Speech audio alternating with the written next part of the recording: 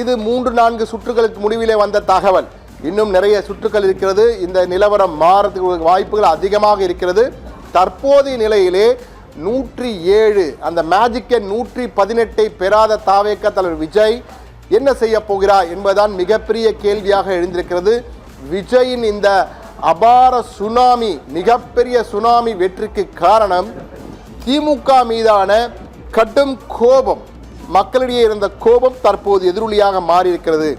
ஆனால் திமுகவுக்கு எதிராக அலை இல்லை, திமுக ஆட்சிக்கு எதிராக அலை இல்லை என்றுதான் பல்வேறு கருத்து கணிப்புகளின் முடிவுகள் எடுத்து காட்டின. ஆனால் அலை இல்லை, ஆனால் கோபம் இருக்கிறது. கோபம் சாதாரண கோபம் அல்ல, பெரும் கோபமாக இருந்திருக்கிறது என்பதுதான் தற்போது தெரிய வந்திருக்கிறது. உள்ளூர் கட்ட பஞ்சாயத்து முதல் எந்த ஒரு பிரச்சனையிலும் லஞ்சம் லாவணியம் என்பது அதிகமாக இருந்ததால் அதனுடைய எதிரொலி தற்போது திமுக அரசின் மீது எதிரொலித்து ஆட்சி இழக்கும் நிலைக்கு திமுக வந்திருக்கிறது என்பதுதான் கல யதார்த்தமாக இந்த மக்கள் தீர்ப்பு 2026 சுட்டிக்காட்ட ஆரம்பித்திருக்கிறது.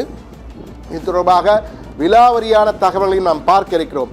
தற்போது நிலையிலே 5 புள்ளிகள், திமுக அரசுக்கு எதிரான 5 புள்ளிகள் என்றால், முதல் புள்ளி உள்ளூர் கவுன்சிலர்களின் கட்ட பஞ்சாயத்து மிகப்பெரிய அளவுக்கு எதிரொலித்திருக்கிறது.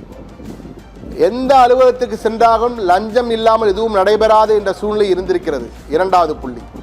மூன்றாவது புள்ளி, அரசின் நலத்திட்டங்கள் இருந்தாலும் பல திட்டங்களிலே முறைகேடுகள் நடைபெற்றிருக்கிறது என்ற எதிர்க்கட்சியின் குற்றச்சாட்டு மக்களிடையே எடுபட்டிருக்கிறது. மூன்றாவது.